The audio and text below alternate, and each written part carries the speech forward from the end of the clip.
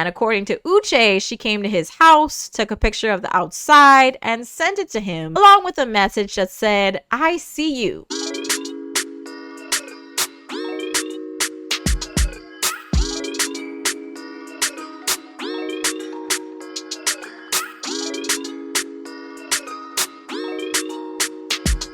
What is up, you guys? Welcome back to the channel. So in today's video, we are going to be diving into part 2 of Love is Blind season 5, or at least my version of part 2. This is me pretty much diving into episodes 5 through 7. So we left off in part 1 with Uche feeling really gutted about Aaliyah just leaving him like that and not saying anything to him. She just left him high and dry. So he decided ultimately to call it quits on them for sure, and he was definitely pissed when he was trying to get some type of reasoning from Aaliyah for leaving. So the last couple that was able to pair up with each other was Lydia and Milton. The height difference between them, considering that I think she was maybe my height, maybe like an average 5'5", 5'6", and he was like a 6'6" or 6'7", something like that. So it's a pretty vast height difference. So it does seem as though regardless of that, they find each other attractive. That's not a problem. But one thing that did kind of worry me though is how often Milton brings up the fact that Lydia is really bossy. He mentions really positive things along with it about her being caring and loving and all that, but the bossy thing definitely keeps coming up and he keeps mentioning it, and I'm wondering if that's becoming a problem for him. But we're gonna move on. Okay, we're gonna dive into the honeymoon period. So after Lydia and Milton have their reveal, all the couples go down to Mexico for a little honeymoon getaway, and that included obviously JP and Taylor, Izzy and Stacy, and like I said already, Milton and Lydia. So let's probably start with JP and Taylor. So JP and Taylor continue to be hella awkward around each other, but I really think it was just because they weren't really comfortable around each other just yet, because they had quite a bit to talk about in the pause, but when they met each other in person, it was just weird. I really think it was mostly Taylor though. I think she was just really insecure and self-conscious about things that really weren't that serious, but more on them later. Okay, let's dive into Izzy and Stacy. Izzy and Stacy didn't really have much going on. They seemed to get along pretty well in terms of being playful with each other and getting each other's sense of humor and little jokes here and there, and he even likened her to a really good friend or a best friend. So things looked pretty easy with them, at least for the time being. There was clearly a lot of physical attraction with them. Milton and Lydia had a pretty similar playful energy going on to that of Izzy and Stacy,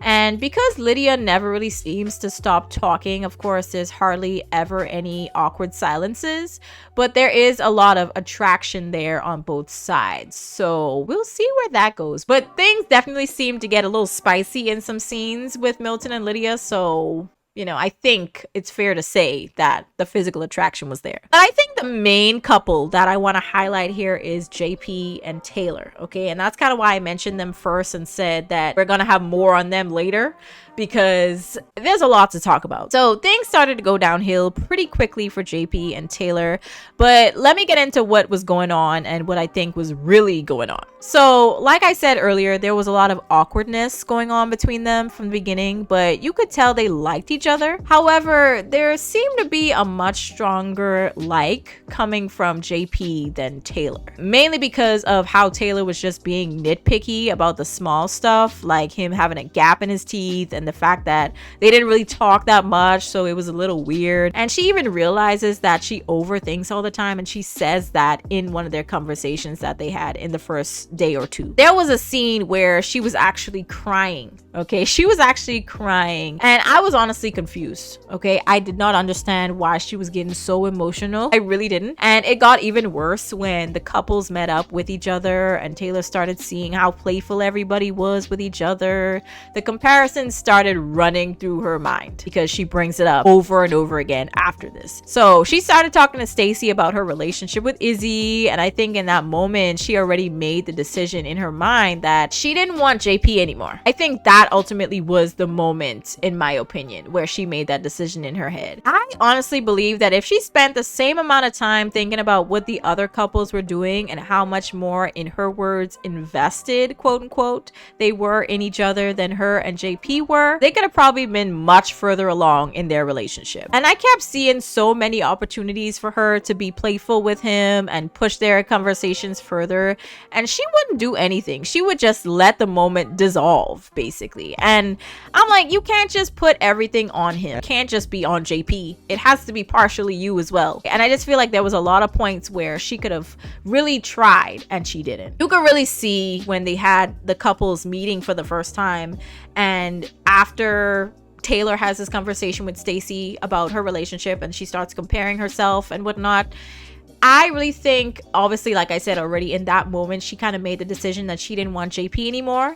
And I think JP was feeling that, because you could see on his face like all the frustration. Okay, he was super frustrated with the whole situation. Shortly after that, they had a pretty major blow up, okay, that pretty much started with the same old Taylor bringing up the whole it's awkward thing. And I'm like, girl, it's you at this point. It has to be you. Even JP came out and said, these were his exact words now, you're steadfast in the fact that it's awkward. It's going to be super awkward no matter what, and I can't change your mind. I really couldn't agree more with JP in that moment. And I think Taylor, honestly, from the moment she saw JP in person and they had that, in her opinion, awkward encounter, everything was just awkward from then on out. And then during that conversation, she goes on to say that she had moved past, at least in her mind, she had moved past the awkward first encounter, but every other day after was still weird for her. I just personally think in this moment, she should just been real and just said, you know what, JP, I'm just not attracted to you. That's what it is.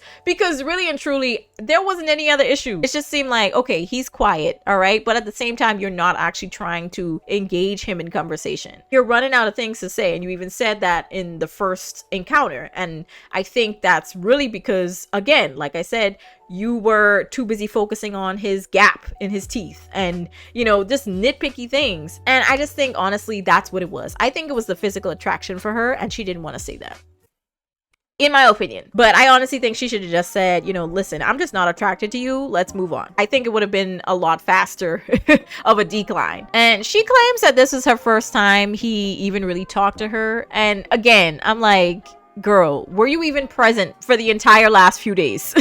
Like, there was so many opportunities. He also gave you so many opportunities where he would say little things here and there where you could just add on to the conversation, and she just let it just die. So later on in that convo, JP brought up the whole makeup thing. That, I think, was kind of like the nail in the coffin in Taylor's mind. So JP clearly prefers his women all natural, little to no makeup is his thing. And the first time he saw Taylor, she had on a little bit of makeup. At least in my opinion, I don't feel like it was that much. I feel like it was pretty bare, at least by my standards, but you know, I guess people have differing opinions. But because of that, he says that it felt like you were fake.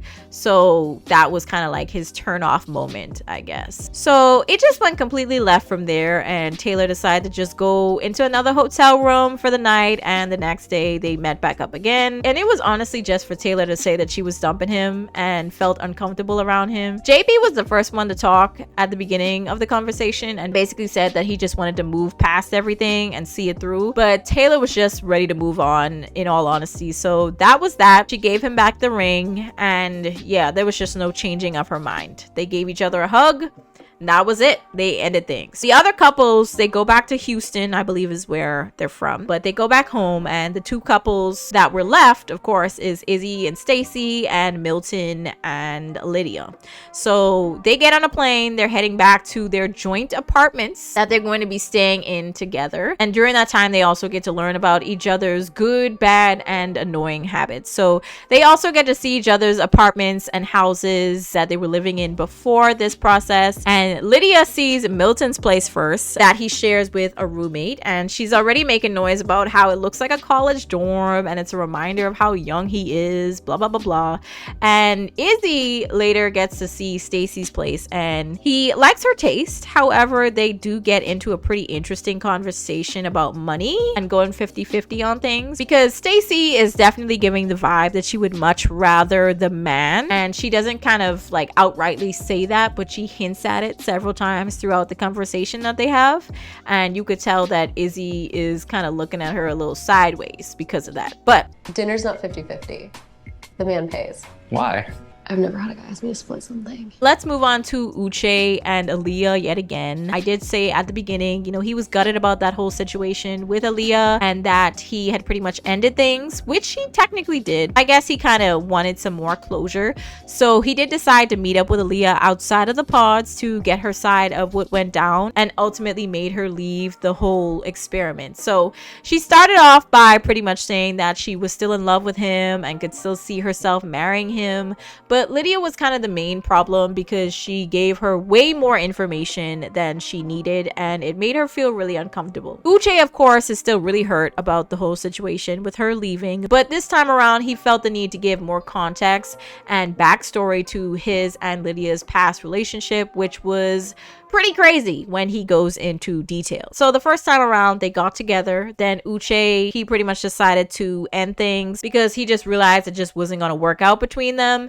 And then after a few months he decided to start seeing her again because he was like, oh well, you know, there was a little bit of time that had passed, so maybe things would be different. But no, it was pretty much the same. Shortly after that he started getting messages. Okay, this is while they're back together. He started getting messages from people that he knows over on Instagram that were asking him if he knows this girl, who turns out to be Lydia, pretty much trying to keep tabs on all of them and also on him. And according to Uche, she came to his house, took a picture of the outside and sent it to him along with a message that said, I see you. She drives over to my house, she takes a picture of my driveway, and she texts it to me with a message that says, I see you. If that ain't creepy, I don't know what is, okay? Now, after that, of course, he decided to cut her off, okay? But this didn't last long, again, because he started to feel bad because she had experienced a loss and was also going through a lot. And he just decided to start talking to her again,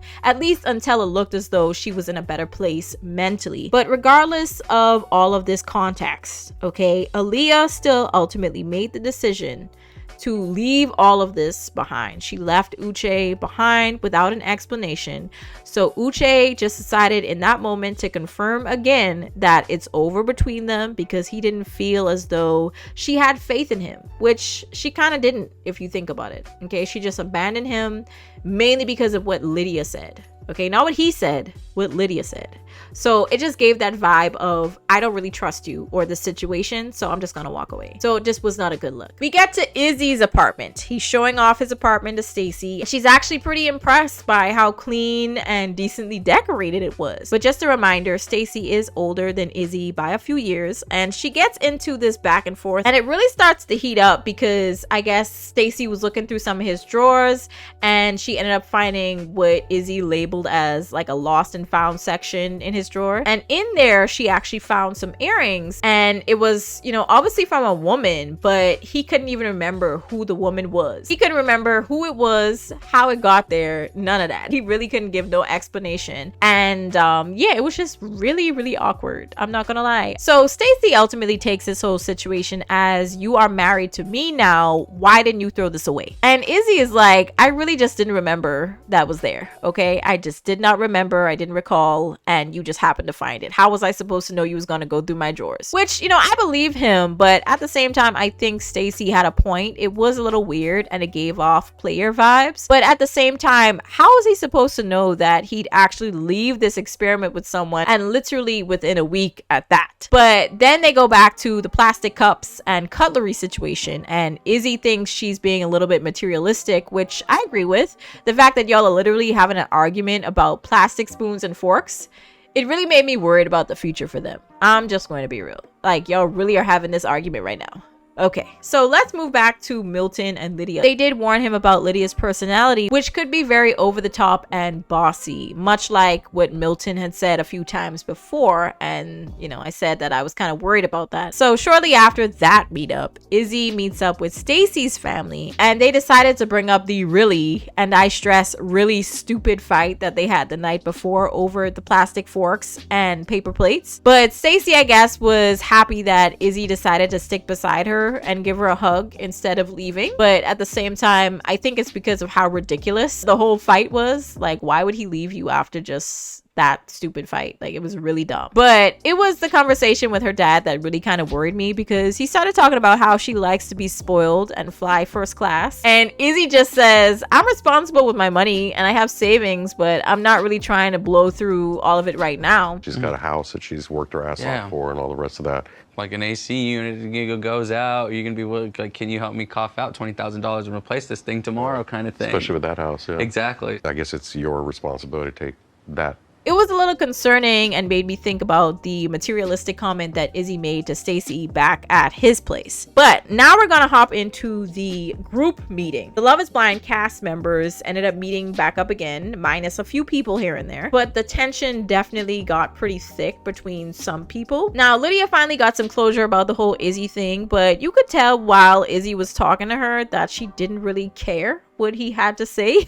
She had already mentally moved on with Milton, so it didn't really matter if Izzy had actually spoken to her. I feel like she could have done without it. We find out also that Chris and Johnny are now boyfriend and girlfriend, even after she treated him like plan B, but I guess he decided to forgive her for that, I guess. So Stacy doesn't want to interact with Johnny because of the fakery between them. So Johnny and her were clearly both interested in Izzy, but it seemed to become more of a competition for Johnny than it did for Stacy. And they would both giggle and kiki and all that, but then Johnny would turn around and talk crap about her behind her back. So if you think about it, it was kind of fake. Izzy finally pulls Johnny aside and they finally get to have their much needed conversation. Izzy brings up the fact that Johnny lied to Chris to try and get him back, and also how shady the whole thing was.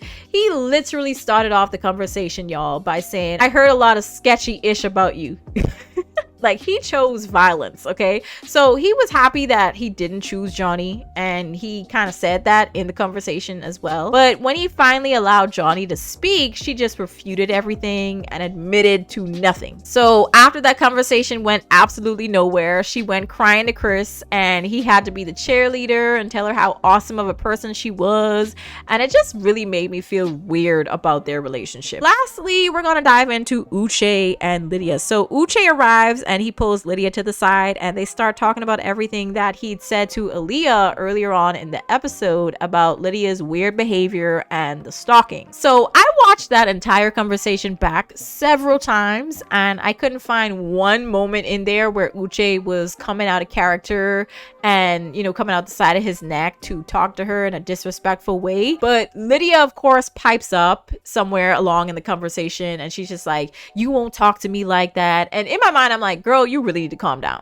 Good and well, you did all the ish that he is saying. Okay, let's stop with the foolery. Let's stop playing. So I most definitely got the unhinged vibes from Lydia from the moment she started talking to people in the pods, if I'm going to be real. But Milton comes in and he tries to break up the conversation because people told him that Lydia was arguing with Uche, but really and truly, it was just Lydia doing the most. Uche was seated the entire time, just talking super calm. But Milton tried to come in saying that they had to be somewhere in about 10 minutes, but he leaves them talking some more. In my mind, I'm just really hoping that Milton doesn't have to keep dealing with similar scenarios moving forward with this woman, because that would be hella stressful. So the next few episodes are set to come out in the next week, and I think it's every Friday that they release like maybe 2 or 3 episodes. So we'll see what happens. It looks as though we're starting to see the couples meet each other's families, like they're still meeting more family members. So we'll see, okay? But I just remember a scene where Milton's maybe mom or some relative basically say that she finds it weird that Lydia as a 30-year-old would find interest in, Milton, a 24-year-old. And yeah, I just was like, this is not going well. This is not going well already. But y'all let me know your thoughts on this one down in the comments. I will be making another video when I finally get to watch those next couple of episodes. But y'all let me know what you're thinking about Love is Blind season 5 so far. I'll catch you guys in the next one. Peace.